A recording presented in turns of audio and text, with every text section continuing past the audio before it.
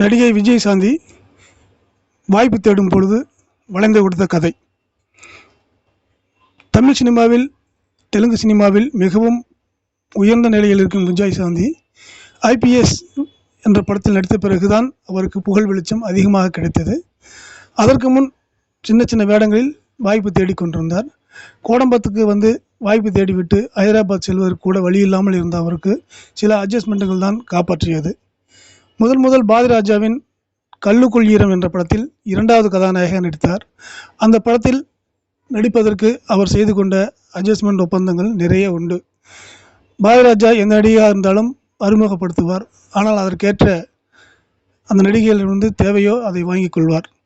அடுத்ததாக விஜயகாந்த் நடித்த ஒரு படத்தில் மிகவும் ஆபாசமாக நடித்திருந்தார் 2வது கதாநாயகியாக. அந்த படத்தில் கபடி விளையாடும் பொழுது, கபடி விளையாட்டு ஆணும் பெண்ணும் விளையாடுவார்கள். கதாநாயகனும் விஜயசாந்தியும் கட்டி புரண்டு உருண்டு அந்த கதாநாயகன் கை எங்கெங்கே படக்கூடாதோ அங்கெல்லாம் படும் அளவுக்கு மிக மோசமாக ஆபாசமாக நடித்திருந்தார்.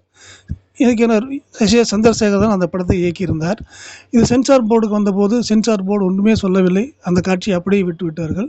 இதை படம் பார்த்து கொண்டிருந்த ரசிகர்களுக்கு மிகவும் அதிர்ச்சியாக இருந்தது, விஜயசாந்தியா இப்படி நடித்தார் என்று. ஏனென்றால் அவர் அந்த அளவுக்கு துணிந்து நடித்திருக்கிறார்.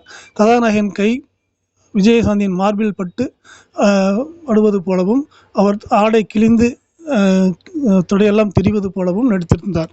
இது படம் பார்த்தவர்களுக்கு மிகவும் அதிர்ச்சியாக இருந்தது. விஜயசாந்தி இப்படி பண்ணிக்கூடாது என்று நினைத்திருந்தார்கள். ஆனால் அதையெல்லாம் மிஞ்சி வழக்கு தெலுங்கில் சோபன் பாபுவுடன் ஒரு படத்தில் வெள்ளை நிற சேலையில் உள்ளாடை எதுவும் இல்லாமல்